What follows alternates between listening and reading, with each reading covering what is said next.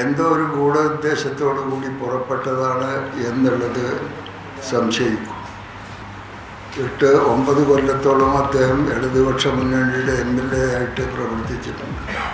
പെട്ടെന്നൊരു സുപ്രഭാതത്തിൽ ഇതെല്ലാം പറയുമ്പോൾ എന്താണ് ഇതിൻ്റെ പിന്നിലുള്ള ഉദ്ദേശം എന്നുള്ളത് ആദ്യം സംശയിച്ചു നിന്നിട്ടുണ്ട്. പക്ഷെ പിന്നീട് അദ്ദേഹത്തിൻ്റെ കൂടെ നിൽക്കുന്ന ശക്തികളെ കണ്ടപ്പോൾ കാര്യം വ്യക്തമായി. പിന്നിൽ ഒരു ഗവൺമെൻറ് വിരുദ്ധ പാർട്ടി വിരുദ്ധ ശക്തികൾ ഒത്തുകൂടിയിട്ടുണ്ട്. അവരുടെ ഗൂഢാലോചനയിൽ നിന്നാണ് ഇത്തരം കാര്യങ്ങൾ മുഴുവനും പുറത്തു വരുന്നത് എന്നുള്ളത് പിന്നീട് ബോധ്യപ്പെട്ടു. അവർ പറഞ്ഞത് ഇപ്പോൾ ഇവിടെ ഉന്നയിച്ച 2 കൂട്ടരാണ്. അത് SDPIക്കാരും അതുപോലെ തന്നെ ജമാഅത്തെ ഇസ്ലാമിക്കാരും. സാധാരണഗതിയിൽ അവർ ഇത്തരം പൊതുയോഗത്തിൽ വരാറ് പതിവില്ലാത്തതാണ്. അവരാണ്. PV അൻവറിന്റെ നീക്കങ്ങളെ തുറന്നു കാട്ടുകയാണ് CPIM. മുതിർന്ന CPIM നേതാവ് പാലോളി മുഹമ്മദ് കുട്ടി വളരെ പ്രധാനപ്പെട്ട ചില വിവരങ്ങളാണ് പങ്കുവച്ചത്. PV അൻവറിന്റെ നീക്കത്തിന് പിന്നിൽ SDPIയും ജമാഅത്തെ ഇസ്ലാമിയും അടക്കമുള്ള മതമൗലികവാദ സംഘടനകളാണ്. അൻവറിന്റെ ചന്തക്കുന്നിലെ പൊതുയോഗം വിജയിപ്പിച്ചത് ഇത്തരം സംഘടനകളാണ്. പാലോളി മുഹമ്മദ് കുട്ടി ഇതുമായി ബന്ധപ്പെട്ട പല പ്രധാന വിവരങ്ങളും ഇന്ന് ഈ വാർത്താ സമ്മേളനത്തിൽ പങ്കുവയ്ക്കുകയുണ്ടായി. ഈ വിഷയത്തിൽ ഇന്ന് ചർച്ചയിൽ പങ്കെടുക്കുന്നത് P. Jayarajan, CPIM, George Podippara, മാധ്യമപ്രവർത്തകൻ, M. ജയചന്ദ്രൻ, മാധ്യമപ്രവർത്തകൻ. ശ്രീ ജയരാജൻ, കഴിഞ്ഞ ദിവസം ഇതിൽ മുഖ്യമന്ത്രി ദില്ലിയിൽ വെച്ച് നടത്തിയ അവസാന പ്രതികരണത്തിൽ പറഞ്ഞത് തുടക്കം മുതൽ അൻവറിൻ്റെ കാര്യത്തിൽ ചില സംശയങ്ങളുണ്ടായിരുന്നു, ഇപ്പോൾ ബോധ്യമായി, പിന്നീട് വിശദമായി പറയാം. ഇതാണ് മുഖ്യമന്ത്രി അതേക്കുറിച്ച് വളരെ ശക്തമായി ചുരുക്കം വാക്കുകളിൽ പറഞ്ഞ ഒരു പ്രതികരണം അദ്ദേഹത്തിൻ്റെതായി വന്നത്. ഇന്നലെ അൻവറിൻ്റെ പൊതുയോഗം ചന്തക്കുന്നിൽ കണ്ടു. ഇന്നിപ്പോൾ മലപ്പുറത്ത് വാർത്താ സമ്മേളനത്തിൽ പാലോളി മുഹമ്മദ് കുട്ടിയെപ്പോലൊരു മുതിർന്ന CPIM നേതാവ് പറഞ്ഞ ചില വളരെ പ്രധാനപ്പെട്ട വിവരങ്ങളാണല്ലോ ഇതുമായി ബന്ധപ്പെട്ട് പങ്കുവച്ചിട്ടുള്ളത്. ഇതാകെയും അൻവറിൻ്റെ ഇപ്പോഴത്തെ നീക്കങ്ങളുമായി ബന്ധപ്പെട്ട CPIMൻ്റെ ഉത്തമ ബോധ്യങ്ങളാണോ?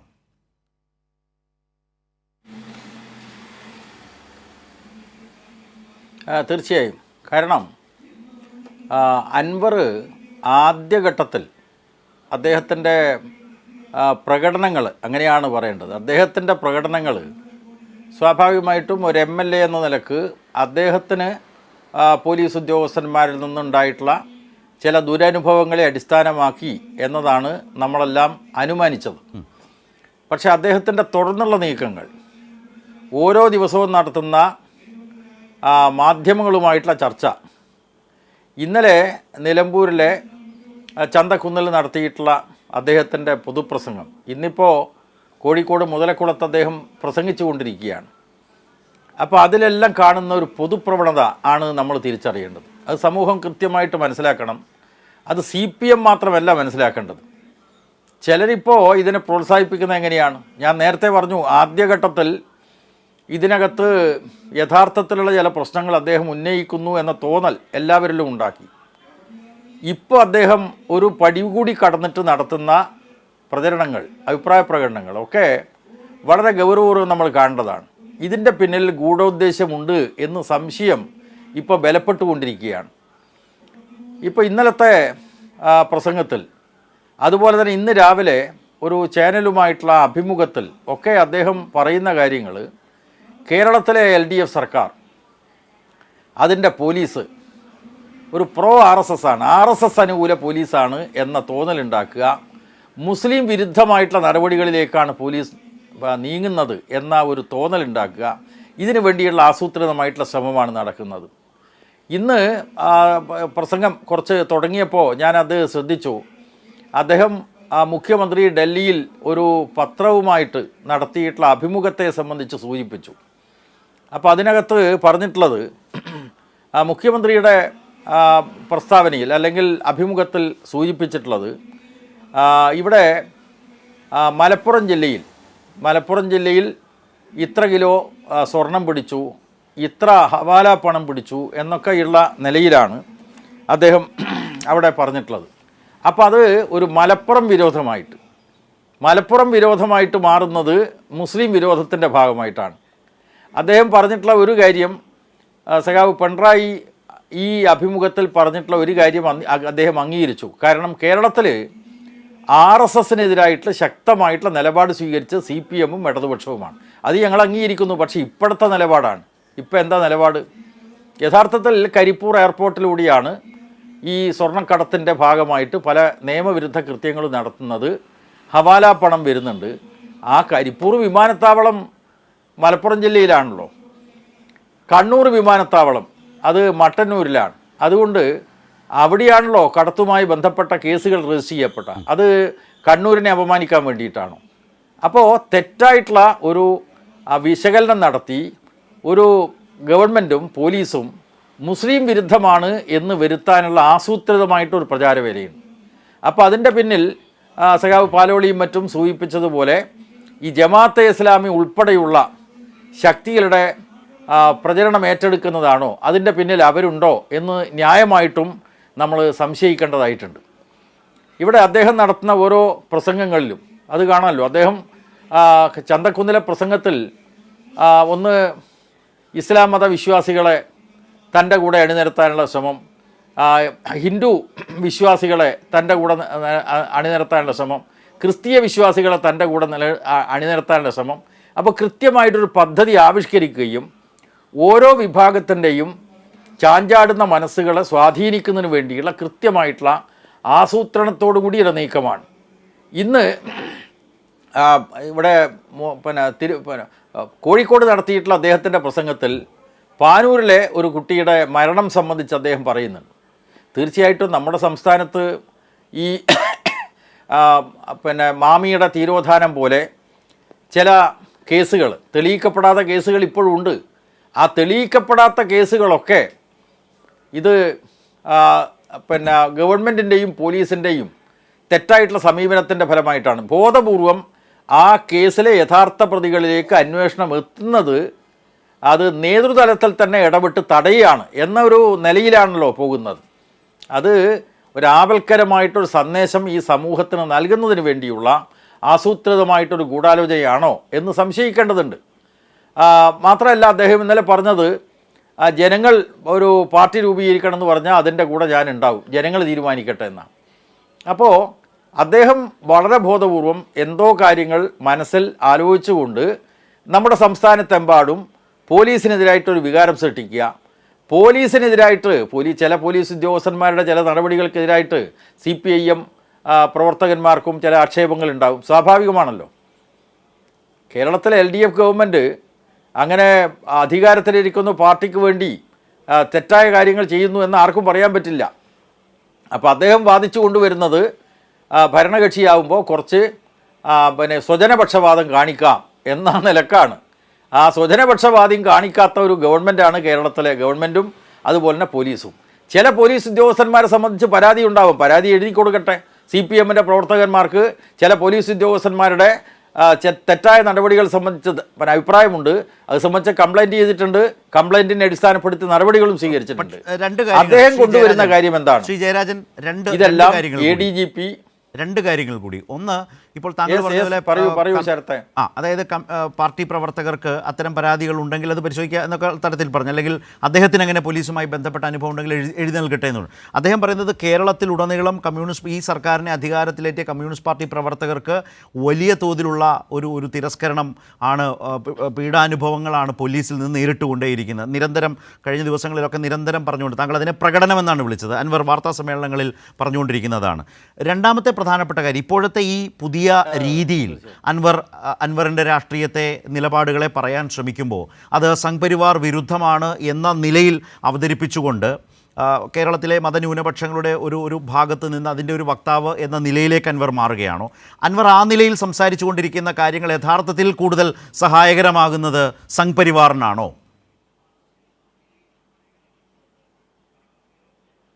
തീർച്ചയായിട്ടും ഈ സംഘപരിവാർ രാജ്യത്തുടനീളം നടപ്പാക്കിയിട്ടുള്ള ചില പ്ലാൻ ഉണ്ടല്ലോ, പദ്ധതി ഉണ്ടല്ലോ. എന്താണ്? മുസ്ലിം വിരുദ്ധ വികാരം ഉളവാക്കുക. കേരളത്തിലും അവർ നടപ്പാക്കിയിട്ടുണ്ട്. മുസ്ലിം വിരുദ്ധ വികാരം ഹിന്ദു വിഭാഗങ്ങളിൽ ഉണ്ടാക്കി അങ്ങനെ RSSൻ്റെ ആശയപരമായിട്ടുള്ള സ്വാധീനത്തിന് വിധേയമാക്കുക എന്നതാണ് കേരളത്തിൽ അവർ നടപ്പാക്കിയത്. ഇവിടെ അതിന് പകരമായിട്ടുള്ള ഒന്ന് അൻവറിൻ്റെ നേതൃത്വത്തിൽ നടക്കുന്നു എന്നതാണ് അനുമാനിക്കേണ്ടത്. അൻവർ ചെയ്യുന്നത് എന്താ? അൻവർ ചെയ്യുന്നത് ഇപ്പോൾ ഈ അദ്ദേഹം ഉന്നയിച്ച ഓരോ വിഷയങ്ങളും, ഇപ്പോൾ മാമിയുടെ തിരോധാനം, അതുപോലെ തന്നെ ഈ പറയുന്ന ആഷിർ എന്ന് പറയുന്ന ചെറുപ്പക്കാരൻ്റെ മരണം, മറ്റേ ജിഫ്രിയുടെ പിന്നെ മരണം, ഇതുപോലെയുള്ള കാര്യങ്ങളിലൊക്കെ അദ്ദേഹം പോലീസ് ഏകപക്ഷീയമായി പെരുമാറുന്നു, തെറ്റായ നടപടികൾ കൈക്കൊള്ളുന്നു എന്ന ഒരു നിലപാട് സ്വീകരിക്കുക.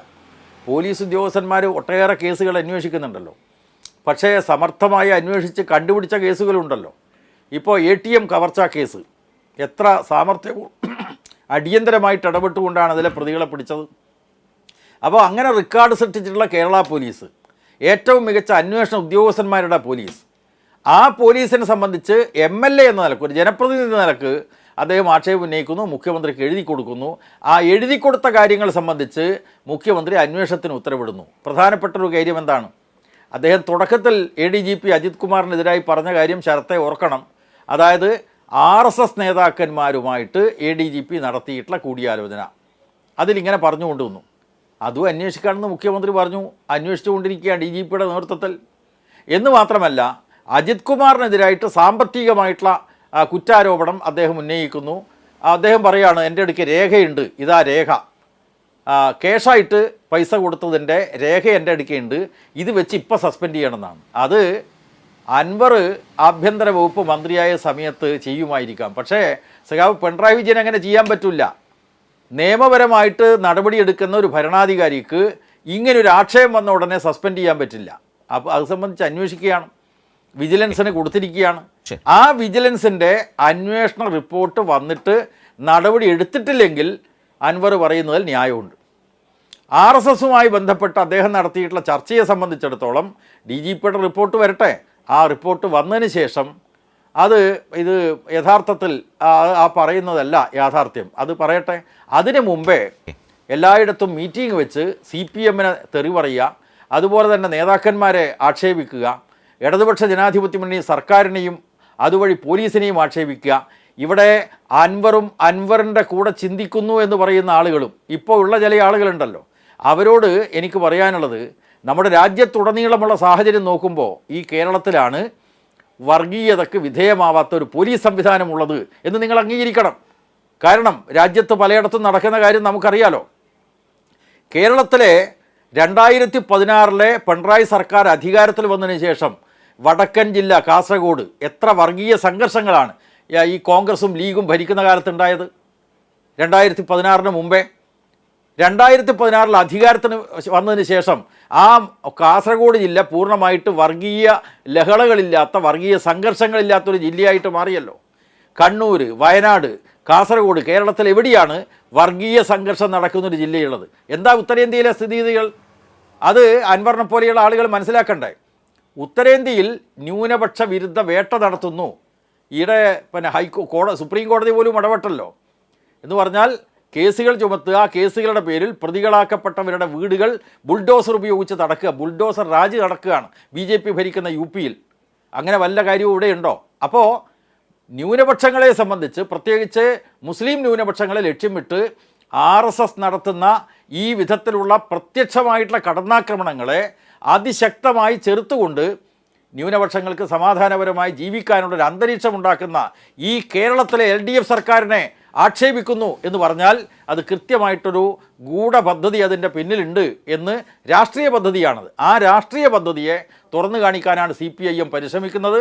അതിന് CPMൻ്റെ എല്ലാ കരുത്തും ഉപയോഗിക്കേണ്ട ആവശ്യമൊന്നുമില്ല. ഉള്ള കരുത്ത് മലപ്പുറം ജില്ലയിൽ ഇപ്പോൾ തുടങ്ങിയിട്ടുണ്ട്. നമ്മുടെ സംസ്ഥാനത്തുടനീളം ആ പ്രചരണം ഏറ്റെടുക്കേണ്ടി വരും എന്നതാണ് അൻവറിൻ്റെ ഏറ്റവും ഒടുവിലത്തെ നീക്കം നമ്മെ ബോധ്യപ്പെടുത്തുന്നത്. അതുകൊണ്ട് CPMനെ പോലെയുള്ള ഒരു പ്രസ്ഥാനത്തിൻ്റെ ഇതിനുള്ള ശേഷി, കാരണം ശേഷി വെറുതെയുള്ള, സംഘടനാപരമായിട്ട് പാർട്ടി മെമ്പർമാരുണ്ട് ഞങ്ങളതിനെ അതിജീവിക്കുമെന്ന് മാത്രമല്ല ഈ പാർട്ടി പറയുന്നത്. ഈ പാർട്ടിയും LDF സർക്കാരും ഉയർത്തിപ്പിടിക്കുന്ന തിളക്കമാർന്ന നയങ്ങളെ അത് കരുതേച്ച് കാണിക്കാനാണ് അൻവറിൻ്റെ പരിശ്രമമെങ്കിൽ അൻവറെ ഈ കേരളത്തിലെ CPMൻ്റെയും LDF സർക്കാരിൻ്റെയും ശക്തി നിങ്ങൾ കാണാൻ വേണ്ടി പോവുകയാണ്. പ്രതികാര നടപടിയല്ല, ജനങ്ങളെ അണിനിരത്തിക്കൊണ്ട് നിങ്ങൾ തെറ്റിദ്ധരിപ്പിക്കാൻ വേണ്ടി നടത്തുന്ന എല്ലാ പരിശ്രമങ്ങളെയും അത് തുറന്നു കാണിച്ചു കഴിഞ്ഞാൽ തീർച്ചയായിട്ടും ആ ശക്തമായിട്ടുള്ള പ്രതിഷേധ കാറ്റിൽ നിങ്ങളുടെ ഈ അപവാദ പ്രചരണങ്ങളൊക്കെ ഒഴുകിപ്പോകും. അത് ചെറിയൊരു കടലാസ് കഷ്ണം പോലെ ഒഴുകി മേലോട്ട് പോകും.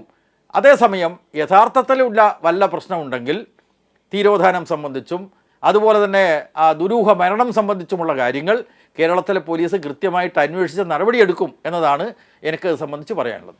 റൈറ്റ്. ഇവിടെ ശ്രീ ജോർജ് പൊടിപ്പാറ, അൻവർ തുടക്കത്തിൽ പോലീസിലെ ക്രിമിനലുകൾ എന്ന നിലയിലുള്ള വിഷയത്തെ അവതരിപ്പിച്ചുകൊണ്ട് അത് മെല്ലെ ഈ പോലീസിൽ സംഘ്പരിവാറിൻ്റെ സ്വാധീനം എന്ന നിലയിലേക്ക് ആ വിഷയത്തെ മാറ്റുന്നു.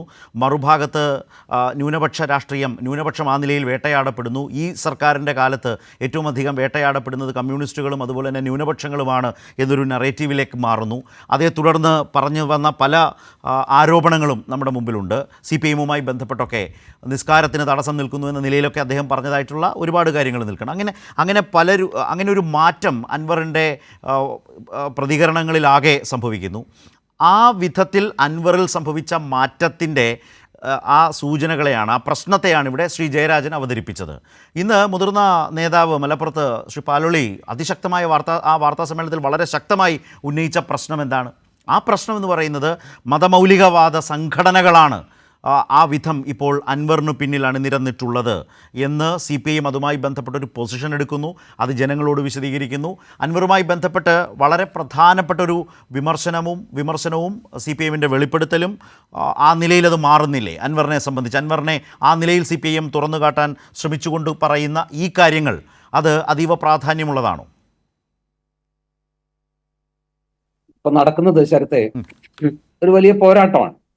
ഒരു വശത്ത് കേരളത്തിലെ ഏറ്റവും ശക്തമായ പാർട്ടി, ഏറ്റവും വലിയ കേഡർ പാർട്ടി, ഭരിക്കുന്ന പാർട്ടി, ഏറ്റവും വലിയ സംഘടനാ സംവിധാനമുള്ള പാർട്ടി, ആളും അർത്ഥവും ആരവവും ഉള്ള പാർട്ടി. മറുവശത്ത് PV അൻവർ എന്ന് പറയുന്ന വ്യക്തി. അപ്പോൾ സ്വാഭാവികമായിട്ടും അൻവർ ഈ ശക്തിയെ നേരിടാൻ കൈവശമുള്ള അല്ലെങ്കിൽ അദ്ദേഹത്തിന് കഴിയുന്ന എല്ലാ മാർഗങ്ങളും അവലംബിക്കുമെന്ന കാര്യത്തിൽ സംശയമില്ല. അത് ശരിയോ തെറ്റോ എന്നുള്ളത് യുദ്ധത്തിലും പ്രണയത്തിലും എന്തും ആകാം എന്നാണല്ലോ പറയുന്നത്. ഇപ്പോൾ ഒരു യുദ്ധമാണ് നടക്കുന്നത്. സ്വാഭാവികമായിട്ടും അൻവറിന്റെ അവനാഴിയിലുള്ള അസ്ത്രങ്ങളെല്ലാം ഉപയോഗിക്കുന്നു. പാർട്ടി CPM അതിനെ നേരിടാൻ അവർക്ക് കഴിയാവുന്ന വിഭവങ്ങളെല്ലാം ഉപയോഗിക്കുന്നു. എല്ലാ രീതിയിലും അതിന്റെ സമസ്ത ശേഷിയും ഉപയോഗിച്ച് അൻവറിനെ നിരായുധനാക്കാൻ, അൻവറിനെ ഒതുക്കാൻ, അല്ലെങ്കിൽ അൻവർ എന്ന് പറയുന്ന ആ ഒരു വിഷയം അപ്രസക്തമാക്കാൻ ശ്രമിക്കുന്നു. ഇവിടെ ജയരാജൻ സഖാവ് പറഞ്ഞ ഒരു കാര്യത്തോട് ഞാൻ പൂർണ്ണമായിട്ട് യോജിക്കുന്നു. അതായത് അൻവറിനെ ശാരീരികമായി നേരിടാനോ അദ്ദേഹത്തോട് പ്രതികാരം ചെയ്യാനോ എന്ന രീതിയിലുള്ള അത്തരത്തിലുള്ള ഒരു നേരിടലല്ല CPM ഉദ്ദേശിക്കുന്നത്. CPM അതിന്റെ സംഘടനാ ശേഷി ഉപയോഗിച്ച്, അതിന്റെ പ്രത്യയശാസ്ത്ര അടിത്തറ ഉപയോഗിച്ച്, അതിന്റെ നാളിതുവരെയുള്ള പ്രവർത്തന മികവ് ഉപയോഗിച്ച് അൻവറിനെ നേരിടുന്നു. ആ കൊടുങ്കാറ്റിൽ അൻവർ ഒരു കരിയില പോലെ, ഒരു കടലാസ് തുണ്ട് പോലെ പറന്നു പോകും എന്ന് അദ്ദേഹം പറയുന്നു. അത് വളരെ പോസിറ്റീവായിട്ടുള്ള ഒരു സമീപനമാണ്. പക്ഷെ കഴിഞ്ഞ ദിവസം ഈ സംസ്ഥാന സെക്രട്ടറി അൻവറിനെ പാർട്ടിയിൽ നിന്ന് പുറത്താക്കുന്നു, അദ്ദേഹത്തിനെതിരെ പാർട്ടി അണികൾ അണിനിരക്കണം എന്ന് ആഹ്വാനം ചെയ്തപ്പോൾ മലപ്പുറത്തിന്റെ പല ഭാഗത്ത് അല്ലെങ്കിൽ നിലമ്പൂരിൽ തന്നെ ചില സ്ഥലങ്ങളിൽ നടന്ന പ്രകടനത്തിൽ ഉയർന്നു കേട്ട മുദ്രാവാക്യങ്ങൾക്ക് ഈ രീതിയിലുള്ള ഒരു സംയമനത്തിന്റെയോ അതല്ലെങ്കിൽ ഒരു പാർട്ടി അന്തസ്സിന്റെയോ ഭാഷ നമ്മൾ കേട്ടില്ല. അതിനകത്ത് അൻവറിന്റെ കൈയും കാലും വെട്ടി ഗോവിന്ദൻ സാറ് അല്ലെങ്കിൽ ഗോവിന്ദൻ മാഷ് ഒരു വാക്ക് മിണ്ടിയാൽ അൻവറെ കൈയും കാലും വെട്ടി ഞങ്ങൾ ചാലിയാർ പുഴയിൽ എറിയും എന്നുള്ള മുദ്രാവാക്യം ഉയർന്നു കേട്ടു. അതിനെതിരെ പോലീസ് കേസ് കൊടുത്തു. ആ സമീപനത്തിന് പകരം ജയരാജൻ സഖാവ് ഇവിടെ പറഞ്ഞ കുറെ കൂടി അന്തസ്സുള്ള ഒരു സമീപനമാണ്. അതിനെ ഞങ്ങൾ പ്രത്യയശാസ്ത്രപരമായി, സംഘടനാപരമായി, രാഷ്ട്രീയമായി ഞങ്ങളുടെ സംഘടനയുടെ സകല ശേഷിയും ഉപയോഗിച്ച് നേരിടും. ആ നേരിടല്, അതിനെ പ്രതിരോധിക്കാനുള്ള കഴിവ് അൻവറിനില്ല. അൻവറിനെ കൊണ്ട് അത് തടുക്കാൻ ഒക്കില്ല എന്നുള്ള, അതൊക്കെ രാഷ്ട്രീയമാണ്. ആ പറയുന്നതിനകത്ത് ഒരു അന്തസ്സുണ്ട്, ഒരു ആഭിജാത്യമുണ്ട്. CPM പോലുള്ള ഒരു വലിയ സംഘടനയുടെ അതിന്റെ സംഘടനാ ശേഷിയിലുള്ള ആ വിശ്വാസമുണ്ട്. ഇവിടെ ചില പ്രശ്നങ്ങൾ അന്തർഭവിക്കുന്നുണ്ട്. ഒരു നിമിഷം ശ്രീ പൊടിപ്പാറ, ഈ വിഷയത്തിൽ CPM സമീപനത്തിന്റെ 2 വശങ്ങളെക്കുറിച്ച് താങ്കൾ സൂചിപ്പിച്ചു. അതിൽ താങ്കൾ സ്വാഗതം ചെയ്തതുണ്ട്, അതിൽ താങ്കൾ ആശങ്ക പ്രകടിപ്പിച്ചൊരു വശവുമുണ്ട്. നമുക്ക് അദ്ദേഹത്തിലേക്ക് പോകുമ്പോൾ അതുമായി ബന്ധപ്പെട്ട് CPM അതിൻ്റെ മറുപടി താങ്കൾക്ക് തരട്ടെ.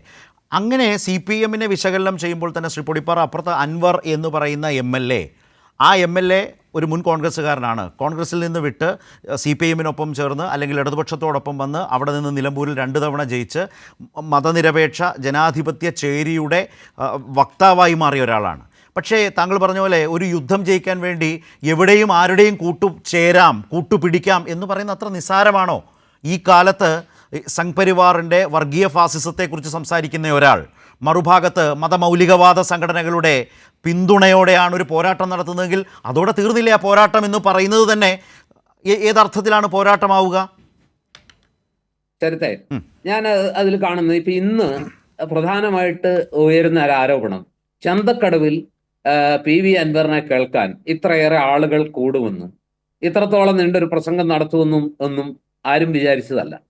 അവിടെ തടിച്ചുകൂടിയ ജനങ്ങൾ, അത് ഈ പറഞ്ഞതുപോലെ അവിടെ തടിച്ചുകൂടിയവരിൽ, അപ്പോൾ അവിടെ സ്വാഗതം പറഞ്ഞ ആള് തന്നെ ഒരു മുൻ ലോക്കൽ കമ്മിറ്റി സെക്രട്ടറി ആയിരുന്നു. അല്ല, അതിന്റെ അതുകൂടി പറഞ്ഞു പോകേണ്ടതായിട്ടുണ്ട്. പാലോളി മുഹമ്മദ് കുട്ടിയുടെ വാർത്താ സമ്മേളനത്തിൽ അദ്ദേഹം പറഞ്ഞൊരു കാര്യമുണ്ട് ഈ ആളെക്കുറിച്ച്. അതായത് മണൽ കടത്ത് കേസുമായി മറ്റൊക്കെ ബന്ധപ്പെട്ട് സുകുമാരൻ 5 വർഷം മുമ്പ് പാർട്ടി നടപടിയെടുത്ത് പുറത്താക്കിയ ആളാണ്. സ്വാഭാവികമാണ്, ഞാനും താങ്കളും അടക്കം അൻവറിൻ്റെ ആ പൊതുപരിപാടി കാണുമ്പോൾ തൊട്ടു പിന്നാലെ, കഴിഞ്ഞ ദിവസം വരെ പഞ്ചായത്ത് പ്രസിഡൻ്റായിരുന്നു, കഴിഞ്ഞ ദിവസം വരെ ലോക്കൽ കമ്മിറ്റി സെക്രട്ടറി ആയിരുന്നു, കഴിഞ്ഞ ദിവസം വരെ അദ്ദേഹം ഏരിയ കമ്മിറ്റി അംഗമായിരുന്നു എന്നൊരു പ്രതീതി ഉണ്ടായിട്ടുണ്ട്. പക്ഷേ CPIM വന്ന വിശദീകരണം കൂടി മുഖവിലേക്കെടുത്ത് നമ്മൾ അതിനെ കാണണ്ടേ? തീർച്ചയായിട്ടും നമ്മൾക്ക് ഇതിന്റെ നെല്ലും പതിനും തിരിച്ചറിയാൻ അല്ലെങ്കിൽ പുറത്തു വരാൻ കുറച്ച് സമയമെടുക്കും. ഏതായാലും ഇന്നലെ അവിടെ വന്നു കൂടിയ ആളുകളിൽ ഈ പറഞ്ഞ ഇന്ന് മുതിർന്ന സഖാവ് പാലോളി പറഞ്ഞ ആ രീതിയിലുള്ള ആളുകൾ മാത്രമാണെന്ന് പറയുന്നത് അവിടെ ആ പൊതുയോഗത്തിനുള്ളായ എന്താ പറയാ ആൾക്കൂട്ടത്തെ അല്ലെങ്കിൽ ആ ബഹുജന പങ്കാളിത്തത്തെ വല്ലാതെ കുറച്ച് കാണുകയാണെന്നാണ് ഞാൻ വിചാരിക്കുന്നത്. അതൊരു നല്ല തന്ത്രമാണെന്നും ഞാൻ വിശ്വസിക്കുന്നില്ല. കാരണം അവിടെ വന്നുകൂടിയവർ മുഴുവൻ ജമാഅത്തെ ഇസ്ലാമിക്കാരാണ്, SDPA-ക്കാരാണ്, അതുപോലെ വെൽഫെയർ പാർട്ടിക്കാരാണ് എന്ന് പറഞ്ഞാൽ മുസ്ലിം സമുദായത്തിലെ തീവ്രവാദികളാണ് അൻവറിനെ കേൾക്കാൻ അവിടെ കൂടിയത് എന്ന് പറയുന്നത് ഒരു ഓവർ സിംപ്ലിഫിക്കേഷനാണ്. യഥാർത്ഥത്തിൽ എല്ലാ തരത്തിലുള്ള ആളുകളും ഉണ്ടായിരുന്നു. അതിൽ ലീഗുകാരുണ്ടായിരുന്നു, കോൺഗ്രസ്സുകാരുണ്ടായിരുന്നു. അവർ മുഴുവൻ അൻവറിന്റെ രാഷ്ട്രീയത്തിൽ വിശ്വസിച്ചുകൊണ്ടൊന്നുമല്ല. ഇതുപോലുള്ള ഒരു വലിയ രാഷ്ട്രീയ മുഹൂർത്തത്തിൽ കേരളം ഉറ്റുനോക്കുന്ന ആ ഒരു വിഷയം ഉയർന്നു നിൽക്കുന്ന സമയത്ത് അൻവർ ചന്തക്കടവിൽ എന്തു പറയാൻ പോകുന്നു? മുഖ്യമന്ത്രിക്കെതിരെ പുതിയ വെളിപ്പെടുത്തൽ ഉണ്ടാകുമോ? CPM സംസ്ഥാന സെക്രട്ടറിക്കെതിരെ അൻവർ ആഞ്ഞടിക്കുമോ? അല്ലെങ്കിൽ അൻവർ പുതിയ പൊട്ടിക്കൽ എന്തെങ്കിലും നടത്തുമോ? ഇത് കേൾക്കാനായിട്ട് അവിടെ ഒരുപാട് ആളുകൾ കൂടി. അവരെല്ലാം നാളെ അൻവറിന് സിന്ദാബാദ് വിളിക്കുമെന്നും അൻവർ ഒരു പുതിയ പാർട്ടി ഉണ്ടാക്കിയാൽ ആ കൂടെ പോകുമെന്നും ഞാൻ വിചാരിക്കുന്നില്ല. ഇത് ഒരു ഓളമാണ്, ഇപ്പോഴത്തെ ഒരു ഓളം. അത് സാധാരണ ജനങ്ങൾക്ക് വലിയ രാഷ്ട്രീയ പ്രശ്നങ്ങൾ ഉണ്ടാകുന്ന സമയത്ത് വല്ലാത്തൊരു ക്യൂരിയോസിറ്റി, ഒരു കൗതുകം ഉണ്ടാകും. അവർ ആ കൗതുകത്തിന്റെ പുറത്ത് അൻവറിനെ കേൾക്കാൻ വന്നവരുണ്ട്. പക്ഷെ ഞാൻ പറയുന്നു, ഇന്നലെ അൻവറിന്റെ പ്രസംഗം എനിക്ക് വലിയ എന്താ പറയുക വലിയ ഒരു വലിയ സംഭവമായിട്ട് തോന്നിയില്ല. കാരണം എന്താ വെച്ചാൽ കഴിഞ്ഞ ദിവസങ്ങളിൽ അദ്ദേഹം മാധ്യമങ്ങൾക്ക് കൊടുത്ത അഭിമുഖങ്ങളിൽ പറഞ്ഞതിനപ്പുറത്തേക്ക് ഈ സ്വർണം പൊട്ടിക്കലിനെ കുറിച്ചും അതുപോലെ തന്നെ തട്ടാനെ കുറിച്ചും അതുപോലെ മറ്റു കാര്യങ്ങൾ സംഘപരിവാറിനെ കുറിച്ചും അദ്ദേഹം ഇതുവരെ പറയാത്ത ഒരു കാര്യവും ഇന്നലത്തെ ചന്തക്കടവിലെ പ്രസംഗത്തിൽ പറഞ്ഞില്ല എന്നുള്ളതാണ് സത്യം. മാത്രമല്ല, താങ്കൾ പറഞ്ഞതിൽ നിന്ന് ഞാൻ ഒന്ന് ശ്രീ ജയരാജനിലേക്ക് പോയ ശേഷം ഒരു ക്വിക്ക് റിപ്ലൈ ശ്രീ ജയരാജനിൽ നിന്ന്, അതിനുശേഷം ഞാൻ ശ്രീ ജയചന്ദ്രനിലേക്കും. ശ്രീ P. ജയരാജൻ, ശ്രീ പൊടിപ്പാറ ഇപ്പോൾ വെച്ച വിമർശനങ്ങൾ കൂടിയുണ്ട്. താങ്കൾ പറഞ്ഞതുപോലെയല്ല CPIM രാഷ്ട്രീയമായും സംഘടനാപരമായും ആശയപരമായും പ്രത്യയശാസ്ത്രപരമായും തന്നെയാണോ അൻവറിനെ നേരിടാൻ പോകുന്നത് എന്ന ആശങ്കയ്ക്ക് ആധാരമായി അദ്ദേഹം പങ്കുവച്ച ചില കാര്യങ്ങളുണ്ട്. ഒന്ന് ഓർമ്മിച്ചത്.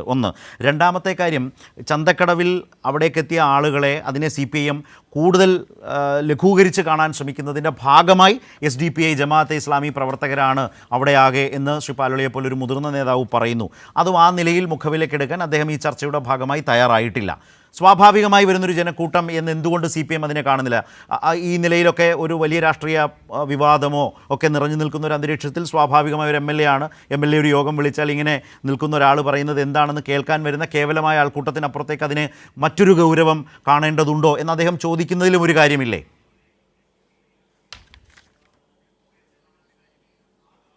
അതായത് ശ്രീ ജോസഫ് പൊടിപ്പാറ ഇവിടെ പറഞ്ഞതിൽ CPM-ൻ്റെ നിലപാടാണ് ഞാനിവിടെ വ്യക്തമാക്കി.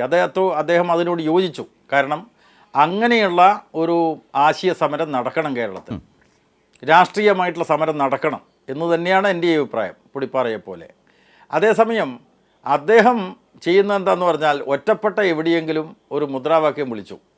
കാരണം പാർട്ടിക്കെതിരായിട്ട് അദ്ദേഹം പരസ്യമായിട്ട് വെല്ലുവിളി ഉയർത്തിയപ്പോൾ, പാർട്ടി നേതാക്കന്മാരെ അധിക്ഷേപിച്ചപ്പോൾ ഒക്കെ സ്വാഭാവികമായിട്ടും എവിടെയെങ്കിലും ഒരു മുദ്രാവാക്യം ഉണ്ടാവും. നമ്മുടെ ഇന്നത്തെ ഈ മാധ്യമ സംസ്കാരം അനുസരിച്ച് എവിടെയെങ്കിലും ആരെങ്കിലും ഒന്ന് ചെയ്തതിനെ സാമാന്യവൽക്കരിക്കുക, അതാണ് മാധ്യമങ്ങൾ, വലതുപക്ഷ മാധ്യമങ്ങളൊക്കെ ചെയ്തുകൊണ്ട് CPM-നെതിരായിട്ടാവുമ്പോൾ അതിന് നല്ല പ്രചരണം കിട്ടും. അങ്ങനെയാണ് മാധ്യമങ്ങളൊക്കെ അതിൽ വളരെ കൗതുകത്തോടു കൂടി കാര്യങ്ങൾ അവതരിപ്പിക്കും.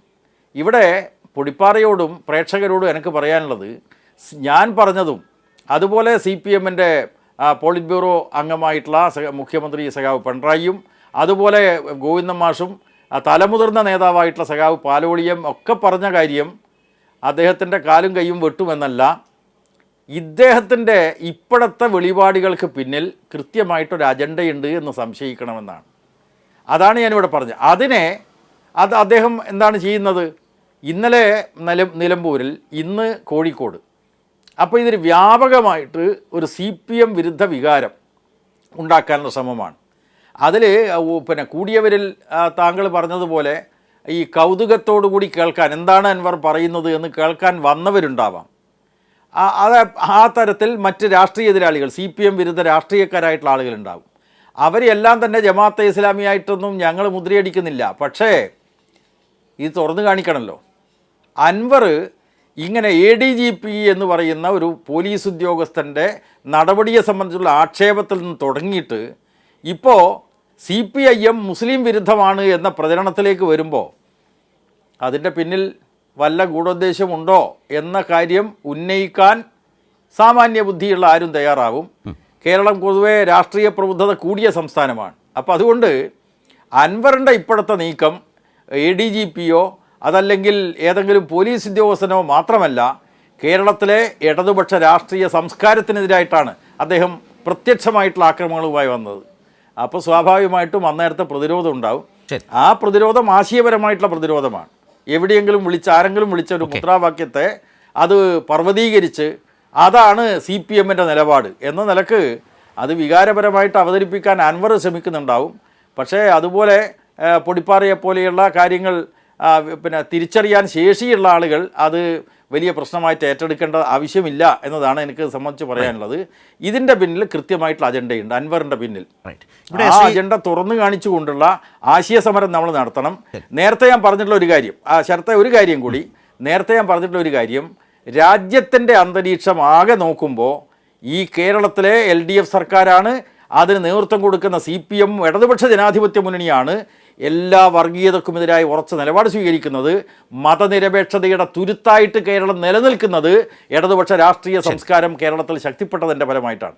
അതിനെ തകർക്കാനുള്ള ഗൂഢോദ്ദേശമുണ്ടെങ്കിൽ അതിനെ ഏത് നിലക്കും ശക്തമായിട്ട് ജനങ്ങളെ അണിനിരത്തി എതിർത്ത് തോൽപ്പിക്കും. അതാണ് ഞാനിവിടെ പറഞ്ഞത്. ഞാൻ താങ്കളിലേക്ക് വരാം. ശ്രീ ജയചന്ദ്രൻ, ഇപ്പോൾ മുസ്ലിം വിരുദ്ധമായ ഒരു രാഷ്ട്രീയ അന്തരീക്ഷത്തിലാണ് കേരളത്തിലെ CPIM എന്ന നിലയിലേക്കുള്ള ഒരു ആഖ്യാനം, അതിലേക്കാണ് അൻവർ എത്തുന്നത്. അൻവർ പറഞ്ഞു തുടങ്ങിയത് എവിടെയാണ്? ഇപ്പോൾ ശ്രീ ജയരാജൻ സൂചിപ്പിച്ചതുപോലെ പറഞ്ഞു തുടങ്ങിയത് എവിടെയാണ് എന്നത് നമ്മൾ ഈ കാലത്ത് തിരിഞ്ഞ് ആലോചിക്കുമ്പോഴാണ് ആ മാറ്റം ആ രൂപത്തിൽ വന്നിട്ടുള്ളത്.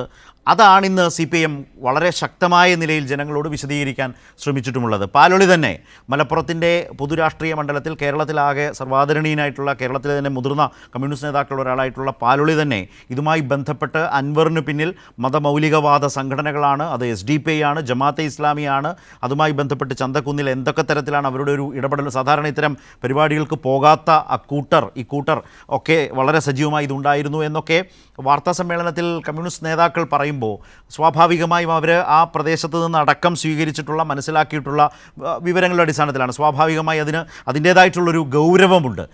ഈ വെളിപ്പെടുത്തൽ, ഈ ശക്തമായ തുറന്നുകാട്ടൽ അൻവറിന് വലിയ ക്ഷീണം സംഭവിപ്പിക്കുന്നുണ്ടോ?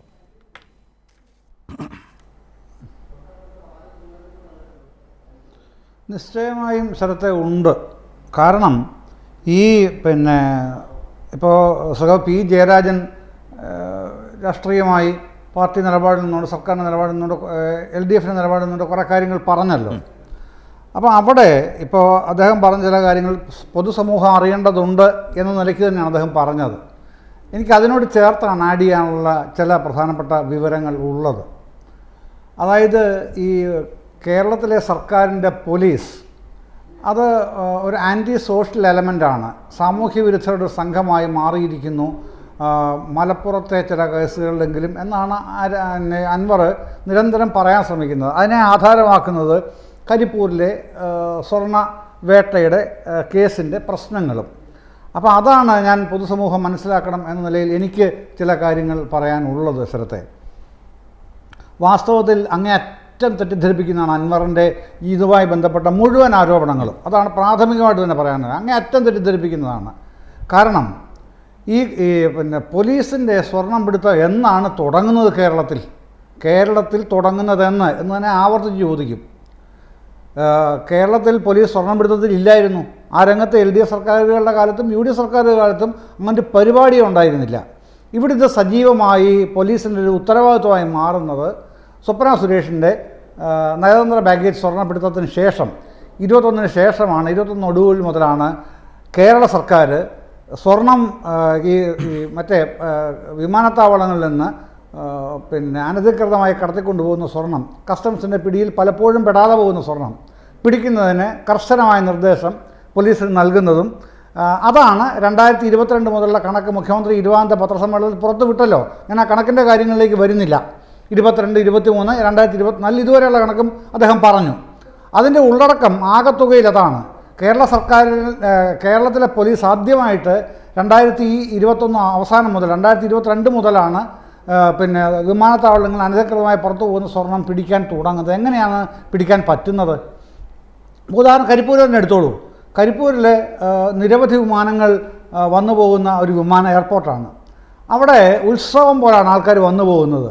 ഈ പ്രധാനപ്പെട്ട കാര്യം എന്താണെന്നറിയുമോ ശരത്തെ? ഈ നമ്മുടെ വിമാനത്താവളങ്ങൾ ഇന്ത്യയിൽ പൊതുവിലും കേരളത്തിൽ വിശേഷിച്ചും വിമാനത്താവളങ്ങളിൽ പുറത്ത് കടക്കാനായിട്ട് ഉള്ള പരിശോധനയിൽ ബോഡി സ്കാനർ ഇല്ല. ഒരൊറ്റ വിമാനത്താവളത്തിലില്ല ബോഡി സ്കാനർ സാധനം. എല്ലായിടത്തും മെറ്റൽ ഡിറ്റക്ടർ മാത്രമേ ഉള്ളൂ. അപ്പോൾ ഈ മെറ്റൽ ഡിറ്റക്ടർ വഴി പലതും രക്ഷപ്പെട്ടു പോകുന്നുണ്ട്. അത് വിദേശങ്ങളിൽ പ്രത്യേകിച്ച് ദുബായ് പോലുള്ള എയർപോർട്ടുകളിൽ കാര്യമായ സ്വർണ്ണ പരിശോധന തന്നെ ഇല്ല. അപ്പോൾ അവിടെ മറ്റൊരു പ്രത്യേകതയുണ്ട്. എയർപോർട്ടിന് പുറത്ത് മിഡിൽ ഈസ്റ്റിലെ എല്ലാ എയർപോർട്ടുകളിലും എയർപോർട്ടിന് പുറത്ത് കസ്റ്റംസിനും കേരള പോലീസിനും ഇൻഫർമേഷൻ ഉണ്ട്. ആ ഇൻഫർമേഷനാണ് ഓരോ വിമാനവും പോയി കഴിയുമ്പോൾ ഇങ്ങോട്ട് വിവരം കൊടുക്കുന്ന അവരുടെ വിവരങ്ങളിൽ നിന്നുകൊണ്ട് കേരളത്തിലേക്ക് വിവരം കൊടുക്കുന്നത്. പോലീസിനാണെങ്കിൽ പോലീസിന്, കസ്റ്റംസിനാണെങ്കിൽ കസ്റ്റംസിന്. അങ്ങനെ കരിപ്പൂരിൽ പിടിക്കപ്പെടാതെ രക്ഷപ്പെട്ട കസ്റ്റംസിൻ്റെ പിടിയിൽ വരാതെ പുറത്തു വരുന്ന ആൾക്കാരെ ഐഡൻറ്റിഫൈ ചെയ്യാൻ അവർക്ക് തന്നെ കഴിയും. ഈ ഇൻഫർമേഷന് തന്നെ. അപ്പോഴാണ് പോലീസിൻ്റെ ഇടപെടൽ വരുന്നത്. പോലീസിൻ്റെ ഇൻഫർമേഷന് വിദേശത്തു നിന്ന് കിട്ടുന്ന വിവരം ഇവിടെ വെച്ച് പിടിക്കുന്നുണ്ട്. പിടിച്ചിട്ട് അതാണ് ഈ പറയുന്ന അപ്രൈസറുടെ അടുത്ത് കൊണ്ടുപോയി ഉരുക്കി തിരിച്ചു വരുന്നത്. അതങ്ങനെ തന്നെയാണ് വരുന്നത്. അവിടെയാണ് തെറ്റിദ്ധരിപ്പിക്കുന്നത്. പോലീസിൻ്റെ പണി എന്താണ്? പോലീസിന് കള്ളസ്വർണം പിടിക്കുക, ഉരുക്കി കീശയിലാക്കുക, ഇതാണ് പണി. അപ്പോൾ ഇന്ത്യയിൽ മറ്റെവിടെയും പോലീസ് ഈ പണി ചെയ്യുന്നില്ല.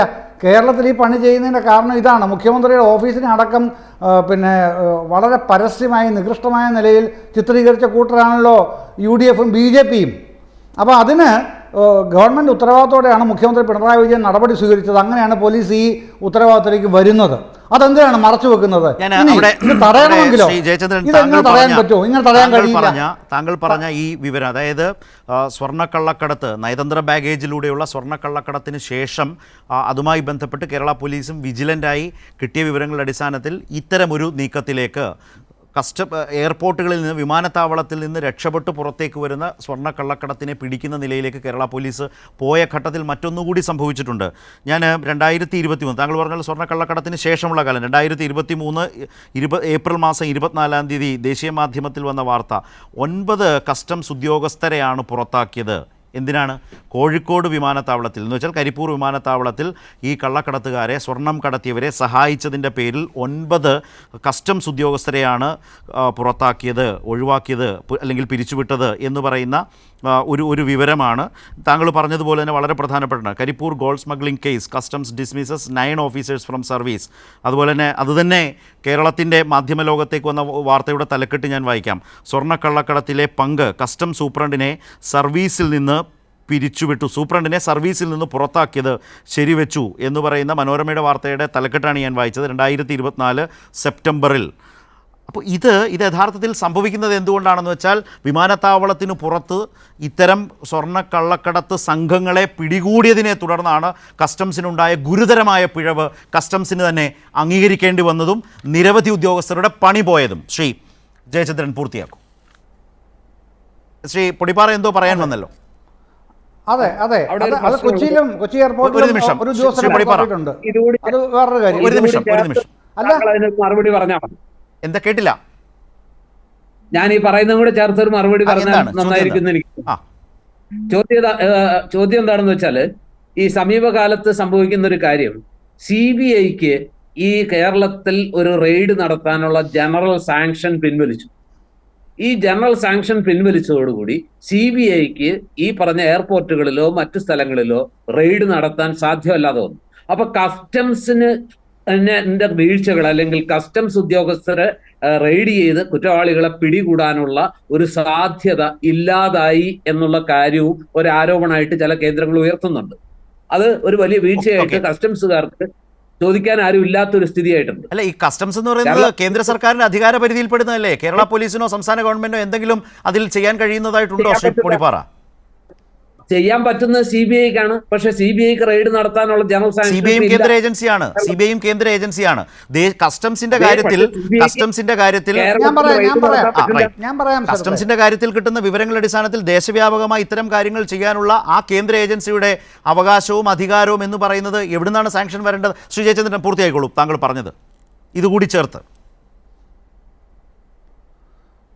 പ്രിയ സുഹൃത്ത് ശ്രീ ജോർജ് പൊടിപാറ പറഞ്ഞതിനോട് അതിൻ്റെ മറുപടി ഞാൻ പറയാം. പിന്നെ ഒരേ ഒരു കാര്യമേ ഉള്ളൂ. എന്താണെന്നറിയാമോ? ഇത് ഇത്രയും ബഹളം ഉണ്ടാക്കേണ്ട ഒരു കാര്യവുമില്ല. അൻവറിനോ അല്ലെങ്കിൽ പിന്നെ UDFനോ BJPക്കോ പ്രതിസ്ഥാനത്ത് ഇപ്പോൾ LDFനെയും സർക്കാരിനെ നിർത്തുകയാണല്ലോ. അതുകൊണ്ട് ഞാൻ ആ ഭാഗം പറയാതെ ഈ UDFും BJP അൻവറും ഉൾപ്പെടെ ഒറ്റ കാര്യം പറയണം, ആവർത്തിച്ച് പറയണം. എന്താണെന്നറിയാമോ?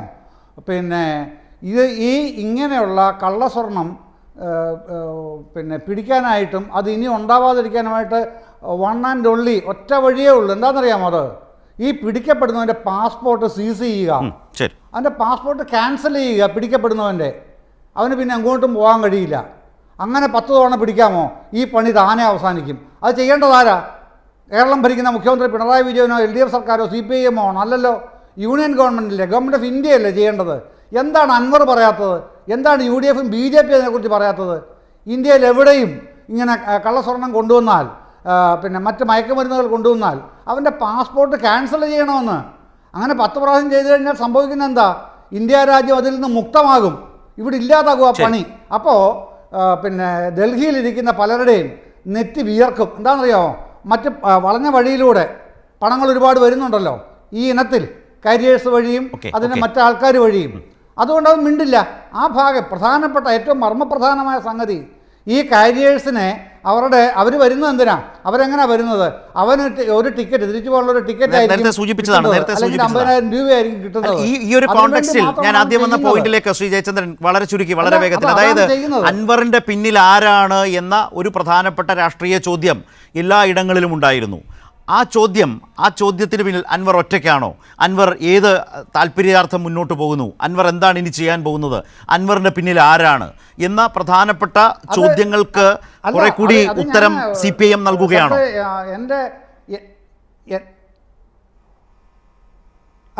എൻ്റെ ഒരു പിന്നെ ധാരണ പ്രകാരം CPIM അതിൻ്റെ അകത്ത് കുറേ കൂടെ ഇനിയും വിശദമായിട്ട് പറയാനുണ്ടെന്ന് തോന്നുന്നു. കാരണം ഈ പറയുന്ന വർഗീയ ശക്തികൾ ഉണ്ടെന്നുള്ള കാര്യത്തിൽ ഉറപ്പായിട്ടും പറയാം. അതുണ്ട്. അത് മാത്രമല്ല, ചില ദൃശ്യമാധ്യമങ്ങളുടെ അവതരണവും അതിനെ പൊലിപ്പിക്കലും ഒക്കെ കാണുന്നില്ലേ നമ്മൾ നിത്യവും? എന്താണ് കാണിക്കുന്നവർ? അപ്പോൾ അവരും ഈ മതവർഗീയ ശക്തികൾ മാത്രമല്ല. പിന്നെ ജയരാജ് സാറിന് വിശദമായി പറയാൻ കഴിയുന്ന ഒരു കാര്യം എന്ന് എനിക്ക് തോന്നുന്നത്, 2010 കൈവെട്ട് കേസ് കഴിഞ്ഞപ്പോൾ ലീഗ് ഒരു സമ്മേളനം വിളിക്കുന്നുണ്ടല്ലോ. ലീഗ് ഒരു സമ്മേളനം വിളിക്കുന്നുണ്ട്. പിന്നീട് അതിന്റെ തുടർച്ച എങ്ങനെയാണെന്നുള്ള അദ്ദേഹം പറയും. അദ്ദേഹം അക്കാര്യത്തിൽ കൂടുതൽ ഗവേഷണം നടത്തിയിട്ടുള്ള ആളാണ്. അപ്പൊ അത് അങ്ങനെയുണ്ട്. അപ്പൊ മതമൗലികവാദ സംഘടനകളുടെ ഒരു പിന്തുണ അൻവറിന് ഇക്കാര്യത്തിലുണ്ട് എന്ന പാലോളിയുടെ ഇന്നത്തെ ആ വിശദീകരണം അല്ലെങ്കിൽ ആ പറച്ചിൽ, അതുമായി ബന്ധപ്പെട്ട കുറ്റപ്പെടുത്തൽ, വിമർശനം, അത് അക്ഷരം പ്രതി ശരിയാണ്, അതൊരു യാഥാർത്ഥ്യമാണ് എന്ന നിഗമനമാണ് താങ്കൾ കാഴ്ചവെച്ചത്. ഞാൻ ശ്രീ ജയരാജനിലേക്ക് വരുന്നതിന് മുമ്പ് ശ്രീ പൊടിപ്പാറ, തുടക്കം മുതൽ അൻവറിന്റെ ഭാഗം അല്ലെങ്കിൽ അൻവർ ചെയ്യുന്നതിൽ ചില ശരിയുണ്ട്, സർക്കാരുമായി ബന്ധപ്പെട്ട ആ നിലയിൽ വിമർശനപരമായ നിലപാടെടുത്തിട്ടുള്ളയാളാണ് ചർച്ചകളിൽ താങ്കൾ. അങ്ങനെ മുന്നോട്ട് പോയ അൻവർ ഈ കഴിഞ്ഞ സമയങ്ങളിൽ പറഞ്ഞുകൊണ്ടിരിക്കുന്നത് യഥാർത്ഥത്തിൽ താങ്കളടക്കം അതിൽ പല ശരികളും കണ്ട താങ്കളെപ്പോലെയുള്ളവർക്ക് സ്വീകാര്യമായ കാര്യങ്ങളാണോ? ഉദാഹരണത്തിന് ഇപ്പോൾ CPM-ൻ്റെ മലപ്പുറം ജില്ലാ സെക്രട്ടറിയെക്കുറിച്ച് മോഹൻദാസ് അദ്ദേഹം RSSകാരനാണ് എന്ന നിലയിലേക്കൊരു നിലപാട് സ്വീകരിക്കുക, അതുപോലെ തന്നെ നിസ്കാരം തടയാൻ CPIM ശ്രമിച്ചു എന്ന നിലയിലേക്ക് വിഷയത്തെ കൊണ്ടുവരാൻ ശ്രമിക്കുക. CPIM ആകെ മുസ്ലിം വിരുദ്ധ പാർട്ടിയാണ്, ന്യൂനപക്ഷങ്ങളാണ് ആകെ ഈ രാജ്യത്തെ സംഘപരിവാർ കാലത്ത് CPIM ഭരിക്കുന്ന കേരളത്തിൽ ന്യൂനപക്ഷങ്ങളാണ് വേട്ടയാടപ്പെടുന്നത് എന്നൊരു പൊതുവൽക്കരണത്തിലേക്ക് പോവുക. ഇങ്ങനെയൊക്കെ പെരുമാറുകയും പറയുകയും ചെയ്ത അൻവർ, താങ്കളുടെയൊക്കെ മനസ്സിൽ അൻവറിലും ശരിയുണ്ട് എന്ന് പറഞ്ഞ താങ്കളുടെയൊക്കെ മനസ്സിൽ ആ മതിപ്പ് ഇടിഞ്ഞിട്ടുണ്ടോ? ശരത്തെ, ഞാൻ തുടക്കം മുതൽ തന്നെ അൻവറിന്റെ ഒരു ആരാധകനല്ല. അൻവർ ഇപ്പൊ പറഞ്ഞുകൊണ്ടിരിക്കുന്ന പല കാര്യങ്ങളും അൻവറുടെ എന്താ പറയാ വ്യക്തിപരമായ രാഷ്ട്രീയ താല്പര്യങ്ങൾക്ക് അപ്പുറത്ത് അൻവറിനെ സംബന്ധിച്ച് വ്യക്തിപരമായ അജണ്ടകൾ ഉണ്ടാവാം. അതിന് ഒരുപക്ഷെ പാർട്ടിയിൽ നിന്ന് ചിലരുടെയെങ്കിലും പിന്തുണ തുടക്കത്തിലെങ്കിലും ലഭിച്ചിട്ടുണ്ടാകാം. അല്ലാതെ അൻവറിനെ പോലെ ഒരാള് ആത്മഹത്യാപരമായ രീതിയിൽ ഇത്തരം എന്താ പറയാ മുഖ്യമന്ത്രിക്കും പാർട്ടിയുടെ സംസ്ഥാന സെക്രട്ടറിക്കും പാർട്ടിക്ക് ആകെയും എതിരെ രംഗത്ത് വന്ന് ഇങ്ങനെ ആഞ്ഞടിക്കുന്നത് സാമാന്യ ബുദ്ധിയിൽ നമുക്ക് വ്യവച്ഛേദിച്ചെടുക്കാൻ ബുദ്ധിമുട്ടുള്ള കാര്യമാണ്. എന്തുകൊണ്ട് അൻവർ ഇങ്ങനെ വളരെ ആത്മഹത്യാപരമായിട്ട് ഈ ചാവേറായിട്ട് പൊരുതുന്നു എന്ന ചോദ്യത്തിന് അങ്ങനെയുള്ളൊരു അൻവറിനെ അല്ല നമ്മൾ ഇതുവരെ കണ്ടത്. മാത്രമല്ല, തുടക്കത്തിൽ അൻവറിന്റെ ടാർഗറ്റിൽ മുഖ്യമന്ത്രി ഇല്ലായിരുന്നു. അദ്ദേഹം തെറ്റിദ്ധരിപ്പിക്കപ്പെടുകയാണ്. അദ്ദേഹത്തെ പലരും ചേർന്ന് ഒരു കോക്കസ് ചേർന്ന്, പ്രത്യേകിച്ച് ADGP അജിത് കുമാറും അതുപോലെ തന്നെ പൊളിറ്റിക്കൽ സെക്രട്ടറി P ശശിയും ചേർന്ന് അടങ്ങുന്ന ഒരു സംഘം അദ്ദേഹത്തെ വല്ലാതെ തെറ്റിദ്ധരിപ്പിക്കുന്നു. അദ്ദേഹത്തെ ശരിയായ കാര്യങ്ങൾ ചെയ്യാൻ സമ്മതിക്കുന്നില്ല. അദ്ദേഹം എനിക്ക് പിതാവിനെ പോലെയാണ്, അദ്ദേഹം ശുദ്ധനാണ്, അദ്ദേഹം വളരെ നേരസ്ഥനായ അല്ലെങ്കിൽ സ്ട്രൈറ്റ് ഫോർവേഡ് ആയിട്ടുള്ള ഒരു പൊളിറ്റീഷ്യനാണ്, വർഗീയതയ്ക്കെതിരെ വലിയ കുരിശുദ്ധം നടത്തുന്ന വ്യക്തിയാണ്. ഈ രീതിയിൽ ഒക്കെയാണ് അൻവർ ആദ്യം പറഞ്ഞുകൊണ്ടിരുന്നത്. പക്ഷെ ഒരു ഘട്ടം കഴിഞ്ഞപ്പോൾ നമുക്ക് മനസ്സിലാവുന്നത്, ഞാൻ ഓർത്തുപോയത്, അൻവർ ഇങ്ങനെയൊക്കെ പറയുമ്പോൾ എന്റെ മനസ്സിലേക്ക് ഓർമ്മ വന്നത് പണ്ട് ഷേക്സ്പിയറുടെ ജൂലിയസ് സീസർ എന്ന് പറയുന്ന നാടകത്തില് ബ്രൂട്ടസ് കൊന്ന ശേഷം ഈ മാർക്ക് ആന്റണിയുടെ ഒരു പ്രസംഗമുണ്ട്. Caesar is Brutus is an honourable man, Brutus is an honourable man, I love Brutus but I love Rome more than Brutus. ഈ രീതിയിൽ പ്രഖ്യാതമായ ലോകത്തിന്റെ എന്താ പറയാ ലോക പ്രശസ്തമായ ഒരു പ്രസംഗമുണ്ട്. എന്ന് പറഞ്ഞതുപോലത്തെ ഒരു പണിയാണോ അൻവർ ചെയ്തതെന്ന് ഇപ്പൊ എനിക്ക് സംശയം തോന്നുന്നുണ്ട്. ശരിക്കും പറഞ്ഞാൽ, അതായത് മാർക്ക് ആന്റണിയുടെ ആ പ്രസംഗം പോലെ ഞാൻ പിണറായി വിജയനെ സ്നേഹിക്കുന്നു, പക്ഷെ പിണറായി വിജയനേക്കാൾ ഞാൻ ഈ നാട്ടിലെ സഖാക്കളെ സ്നേഹിക്കുന്നു. അവരാണ് എൻ്റെ ശക്തി, അവരാണ് എൻ്റെ ഊർജ സ്രോതസ്, അവർക്ക് വേണ്ടി ഞാൻ ശബ്ദിക്കുന്നത്, സഖാക്കളെയാണ് ഞാൻ സ്നേഹിക്കുന്നത്, അവരാണ് കമ്മ്യൂണിസ്റ്റ് പാർട്ടിയുടെ ഊർജവും കരുത്തും, അവരാണ് ഈ പ്രസ്ഥാനം കെട്ടിപ്പടുത്തത് എന്ന് പറയുന്ന ആ ഒരു വളരെ തന്ത്രപരമായ, അൻവറിനെ സമ്മതിക്കണം കേട്ടോ, അതിനകത്തൊരു വലിയ തന്ത്രമുണ്ട്. ഈ സാധാരണ മനസ്സിലേക്ക് വളരെ മനോഹരമായ ശരിയോ തെറ്റോ, അതൊരു ഗൂഢതന്ത്രമാണോ കൊള്ളരുതായ്മയാണോ, അതൊക്കെ വേറെ പ്രശ്നം. പക്ഷെ ഈ ഘട്ടത്തിൽ അൻവറിന് ശ്രോതാക്കളെ കിട്ടാൻ അൻവർ ഈ പാർട്ടി പ്രവർത്തകരെ പിടിച്ച് ഏറ്റവും താഴെത്തട്ടിലുള്ള, ഏറ്റവും പാർട്ടിക്ക് വേണ്ടി പൊരുതുന്ന, ആ പാർട്ടിക്ക് വേണ്ടി ജീവനും രക്തവും കൊടുത്ത് പാർട്ടിയെ കെട്ടിപ്പടുക്കുന്ന, പാർട്ടിയെ വിജയിപ്പിക്കുന്ന ഏറ്റവും സാധാരണ മനുഷ്യർക്കൊപ്പം നിന്ന് ആണയിടുമ്പോൾ അതിൽ ഒരു വിഭാഗമെങ്കിലും ഈ പറയുന്നതല്ലേ സത്യം. അൻവർ ചോദിക്കുന്നൊരു ചോദ്യമില്ല, എന്തുകൊണ്ടാണ് ADGP എന്ന് മാറ്റി നിർത്തി ഒരു അന്വേഷണത്തിന് പോലും തയ്യാറാകാത്തത്? ഈ പ്രസ്ഥാനമാണോ ADGP ആണോ വലുത്? ഇങ്ങനെ ഒരിക്കലും ഒരു കാര്യത്തിലും മാറ്റി നിർത്താൻ കഴിയാത്ത, ഒന്ന് തൊടാൻ പോലും കഴിയാത്ത, ഒന്ന് അനക്കാൻ പോലും കഴിയാത്ത ഒരു എന്താ പറയാ പാറക്കെട്ടാണോ ഈ ADGP? ഞാൻ എത്ര തെളിവുകൾ കൊടുത്തു, ആ തെളിവുകളെല്ലാം ഇതാ 1 by 1 2 3 4 5 ഈ രണ്ടുപേർക്കും എതിരെ അൻവർ ഇങ്ങനെ ആവർത്തിച്ച് പറഞ്ഞുകൊണ്ടിരിക്കുന്നു.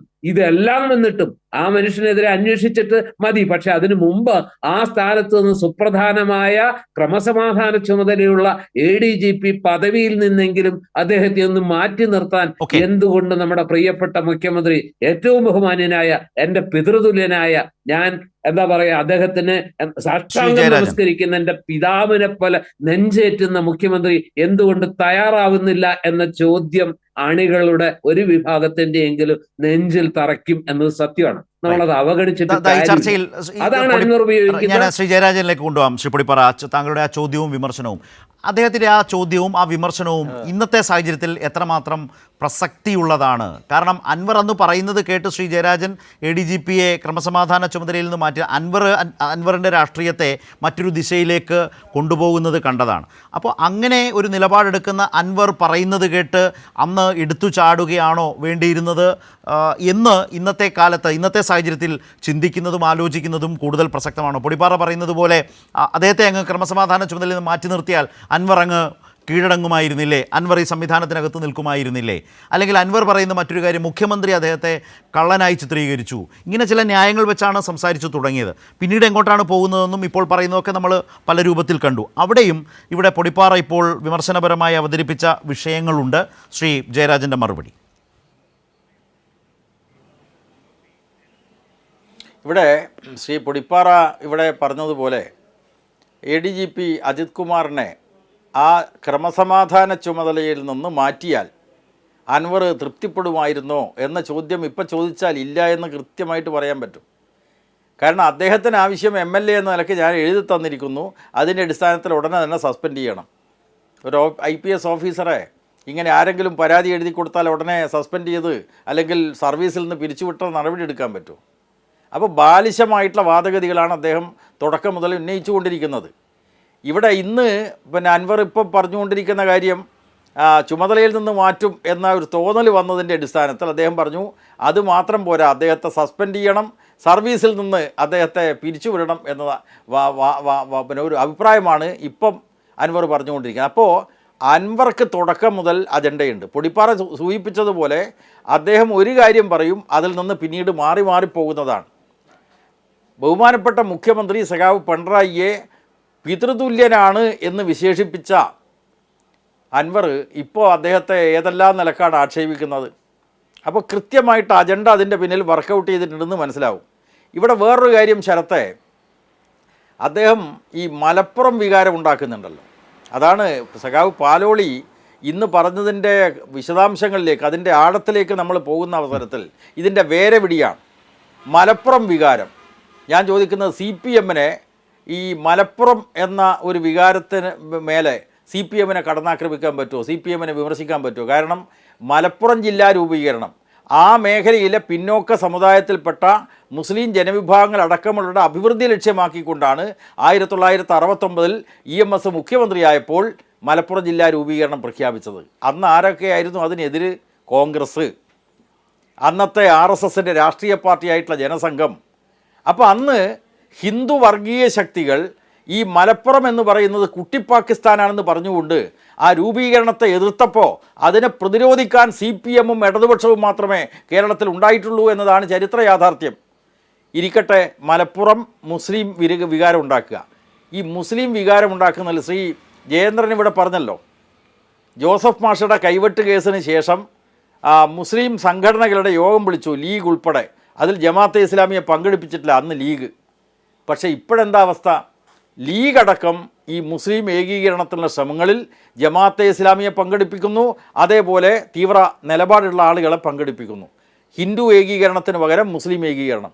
ഇങ്ങനൊരു ഡിവിഷൻ ഉണ്ടാക്കുന്നത് കേരളത്തിൻ്റെ അന്തരീക്ഷത്തിൽ നല്ലതാണോ എന്ന് പൊതുസമൂഹം കൂടി ചിന്തിക്കണം. CPMക്കാർ ഇടതുപക്ഷക്കാർ മാത്രമല്ല, അതിനുള്ള ശ്രമമാണ് ഇപ്പോൾ അൻവർ നടത്തിക്കൊണ്ടിരിക്കുന്നത്. നിങ്ങൾ നോക്കൂ, അന്ന് EMS മുഖ്യമന്ത്രിയായപ്പോൾ മലപ്പുറം ജില്ല രൂപീകരിച്ചു.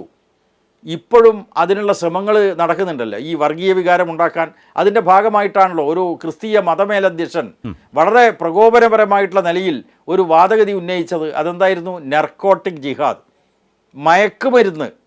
ഇസ്ലാം മതവിശ്വാസികളുടെ വിശ്വാസപ്രകാരമുള്ള ജിഹാദുമായി ബന്ധപ്പെടുത്തി മയക്കുമരുന്ന് മാഫിയെ ഘടിപ്പിച്ചുകൊണ്ട് ഒരു മുസ്ലിം വിരുദ്ധ വികാരമുണ്ടാക്കാൻ ശ്രമിച്ചപ്പോൾ അതിനെ ശക്തമായി പ്രതിരോധിച്ചത് ആരാണ് എന്ന് ഈ പ്രേക്ഷകർ ആലോചിച്ചാൽ മതിയല്ലോ. ആരാ?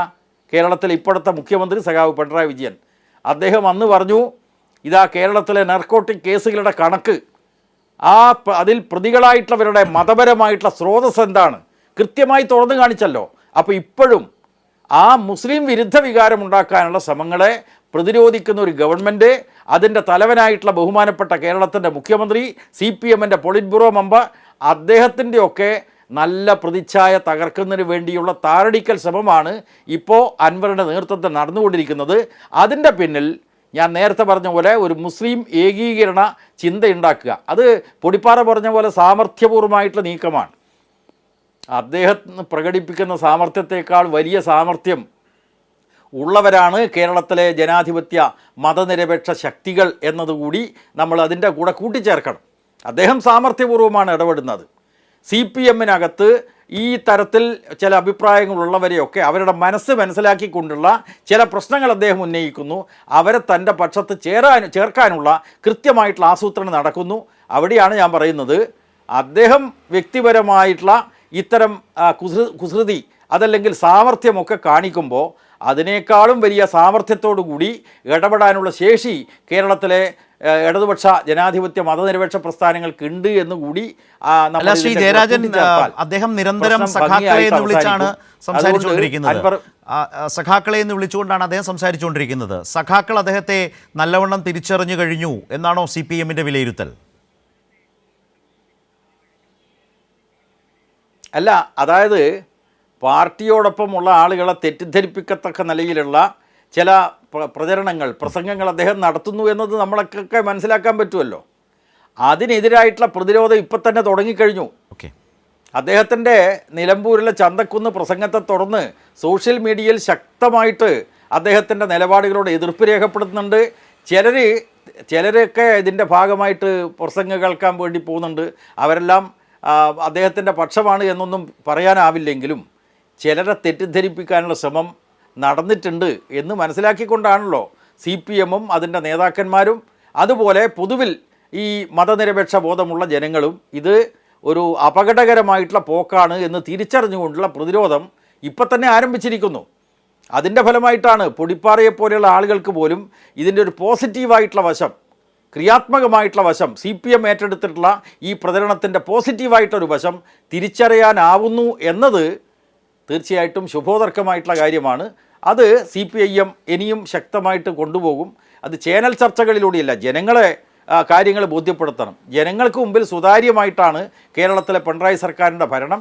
അതിൻ്റെ പോലീസ് നടപടി ഉൾപ്പെടെ, പോലീസ് നയം ഉൾപ്പെടെ, ഭരണ നയം ഉൾപ്പെടെ കൃത്യമായി തുറന്നു കാണിക്കണം. മോദി സർക്കാരാണ് കേരളത്തെ തകർക്കാൻ ശ്രമിക്കുന്നത്. അതിനു പകരം കേരളത്തെ തകർക്കാൻ ശ്രമിക്കുന്നത് പിണറായിയാണ്, മുഖ്യമന്ത്രിയാണ്, അത് പൊളിറ്റിക്കൽ സെക്രട്ടറിയാണ് എന്നൊക്കെ പറഞ്ഞിട്ട് കാര്യങ്ങൾ അവതരിപ്പിക്കുന്നത് അത് വസ്തുതകളെ തലകീഴായി നിർത്താനുള്ള പരിശ്രമമാണ്.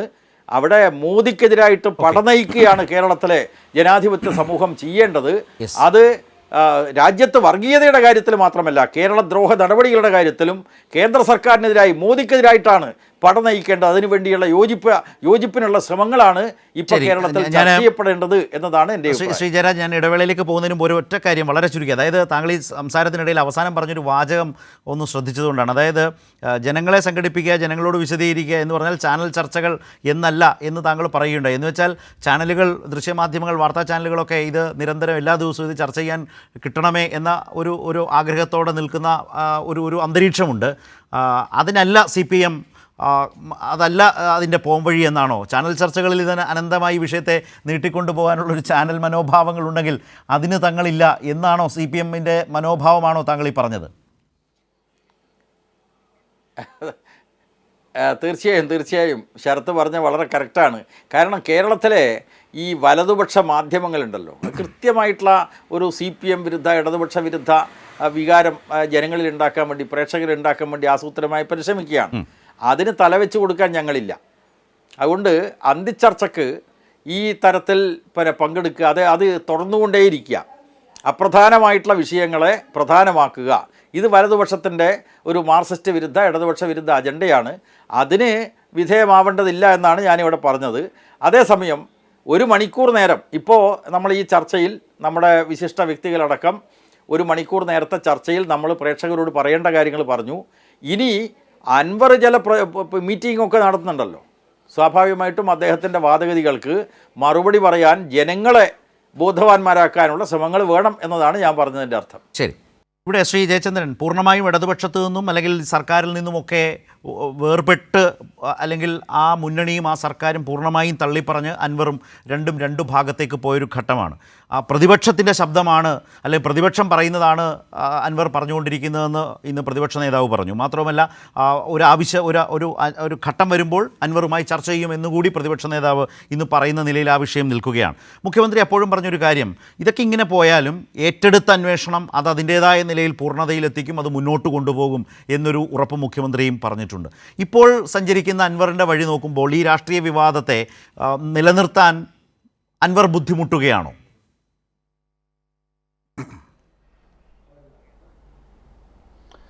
സ്ഥലത്ത് ഇംഗ്ലീഷ് ഒരു ചൊല്ലുണ്ട്, അതോറിറ്റി വിത്തൗട്ട് റെസ്പോൺസിബിലിറ്റി, ഉത്തരവാദിത്തങ്ങളില്ലാത്ത അധികാരം. അതാണ് ശരത് ഇപ്പോൾ ചോദിച്ച അൻവറിനെ ഇന്ന് ശ്ലാഘിക്കുന്ന പ്രതിപക്ഷ നേതാവിനെ സംബന്ധിച്ച് പല കാര്യങ്ങളും നമ്മൾ കണ്ടിട്ടുള്ളത്. അത് അദ്ദേഹം അതോറിറ്റി വിത്തൗട്ട് റെസ്പോൺസിബിലിറ്റി എന്നുള്ള നിലയിൽ എന്തും പറയുന്നതിന് ഒരു ബെല്ലും ബ്രേക്കും ഇല്ലാതെ തീരുമാനമെടുത്ത് അത് ചെയ്യുന്നയാളാണ്. അദ്ദേഹത്തോട് നമുക്ക് സെൻസിബിളായിട്ടൊരു കാര്യം സംസാരിച്ച് മുമ്പോട്ട് പോകാൻ കഴിയില്ല. എല്ലാത്തിലും പ്രൊജുഡീസാണ്, മുൻവിധികളാണ്. ആ മുൻവിധികൾ നിന്നോട് അദ്ദേഹം സംസാരിക്കും. അപ്പോൾ അതേ മുൻവിധികൾ തന്നെ ഇപ്പോഴല്ല, ഇപ്പോൾ ഇന്ന് പ്രതിപക്ഷ നേതാവ് പറഞ്ഞ സ്ഥലത്ത് ഇപ്പോൾ ചോദിക്കുന്നു. ഞാൻ വിശ്വസിക്കുന്നു, അല്ലെങ്കിൽ എൻ്റെ ഉറച്ച ധാരണ, ഇത് ഈ പറഞ്ഞ കോഴിക്കോട് ആഭ്യന്തര വിഷയം, പോലീസിൻ്റെ വിഷയം പറഞ്ഞു തുടങ്ങുന്നതിന് മുൻപ് തന്നെ അൻവറിന് അത്തരത്തിലുള്ളൊരു നെക്സസ് എന്ന് പറയാവുന്നൊരു അവിശുദ്ധ സഖ്യം ഉണ്ടാക്കാൻ അദ്ദേഹത്തിന് സാധിച്ചിട്ടുണ്ട് എന്നാണ് ഞാൻ വിചാരിക്കുന്നത്. അല്ലെങ്കിൽ ഒരു LDF MLA എങ്ങുമില്ലാതിരുന്നിടത്തുനിന്ന് 2 തവണ MLA ആയിട്ട് LDF ഉയർത്തിക്കൊണ്ടിരുന്ന ഒരാൾ ഇന്ന് സഖാവ് പാലോളി പറഞ്ഞല്ലോ, LDFന് ഇത് പറഞ്ഞിട്ടുണ്ടോ അൻവർ? അൻവർ CPM-ന് മെമ്പറല്ല, ഒരു ബഹുജന സംഘടനകളിലും നേതാവോ അംഗമോ പോലുമല്ല. പിന്നെ പറയേണ്ടത് എവിടെയാണ്? ജില്ലാ LDF-ൽ പറയാം, AK സെൻട്രലിലോ CM-ൻ്റെ ഓഫീസിലോ ആരോടും പറയാം. പക്ഷേ അത് അത്തരത്തിലുള്ള കാര്യങ്ങളൊന്നും മുൻപ് പറയാതെ ഇപ്പോൾ പൊടുന്നനെ ഇങ്ങനൊരു കാര്യമായിട്ട് ഇറങ്ങി വരുമ്പോൾ അതിപ്പോൾ ജയരാജൻ പറഞ്ഞതുപോലെ ചില കാര്യങ്ങൾ ഉണ്ട്, ചെയ്തിട്ടുണ്ട്. ഇപ്പം നമ്മൾ കാണുന്നത് മാത്രമല്ല, അതിൻ്റെ പിന്നാമ്പുറങ്ങളൊക്കെ അധികം വൈകാതെ പുറത്തു വരും. ഇപ്പോൾ വരാത്ത എന്തുകൊണ്ടാണെന്നറിയാം, നമുക്കെല്ലാവർക്കും അറിയുന്നത് പോലെ തന്നെ ഇപ്പം മറ്റൊരു കക്ഷിയിൽ ചേർന്നാലോ പുതിയൊരു പാർട്ടി ഉണ്ടാക്കിയാലോ അടുത്ത സെക്കൻഡിൽ MLA സ്ഥാനം പോകും. അതാണല്ലോ ഇലക്ഷൻ കമ്മീഷൻ ഓഫ് ഇന്ത്യയുടെ നിലപാടും നയവും തീരുമാനവും. അതുകൊണ്ട് തൽക്കാലം അടുത്ത ഇലക്ഷൻ വരെ അതൊന്നും ചെയ്യാൻ കഴിയില്ല, അത്രയേ ഉള്ളൂ കാര്യം. അതല്ലാതെ ഇതെല്ലാം വെൽ പ്ലാൻഡ് എന്ന് പറയാൻ പറ്റില്ല, പക്ഷെ പ്രീ പ്ലാൻഡ് ആണ്. വെൽ പ്ലാൻഡ് ആവുന്നത് പിന്നീടാണ്, പക്ഷെ പ്രീ പ്ലാനിംഗ് തർക്കവുമില്ല എന്നുള്ളതാണ് എൻ്റെ നിലപാട്. ശരി, പൊടിപ്പാറ, കേരളത്തിൻ്റെ രാഷ്ട്രീയത്തെ നന്നായി തിരിച്ചറിയാവുന്ന ആളുകൾ, CPM-നെ മനസ്സിലാക്കുന്നവർ, CPM-വുമായി വിയോജിക്കുന്നവർ പോലും വർഗീയ വിരുദ്ധ നിലപാടിൽ ആ പാർട്ടിക്കുള്ള അനിഷേധ്യമായ ഒരു സ്ഥാനത്തെക്കുറിച്ചൊന്നും ആർക്കും അൻവറിനൊക്കെ എന്ത് തരത്തിലൊരു തർക്കം ഉന്നയിച്ച് ജനങ്ങളെ ആ കാര്യത്തിൽ തെറ്റിദ്ധരിപ്പിക്കാനാകും? അതൊരു പ്രശ്നമാണ്. മറുഭാഗത്ത് നോക്കൂ, RSS നേതൃത്വം നൽകുന്ന വർഗീയ ഫാസിസം, ഹിന്ദുത്വ വർഗീയത ഒരു ഭാഗത്ത് നിൽക്കുന്നു, ഇസ്ലാമിക മതമൗലികവാദ സംഘടനകളുടെ ആ മതമൗലികവാദം മറുഭാഗം. ഇത് രണ്ടും ഒരുപോലെ എതിർക്കപ്പെടേണ്ട അങ്ങേയറ്റം അപകടകരമായ വർഗീയതയുടെ പ്രതിനിധാനങ്ങളാണ്. ഇതിനിടയിൽ ഇപ്പോൾ അൻവർ CPM-നെ ആ രൂപത്തിൽ മുസ്ലിം വിരുദ്ധമായി ചിത്രീകരിക്കാൻ ശ്രമിക്കുന്നതോടുകൂടി ഇവർക്കിടയിൽ ഒരു അസദുദ്ദീൻ ഒവൈസിയുടെ സ്പേസിലേക്ക് അൻവർ മാറിക്കൊണ്ടിരിക്കുകയാണോ?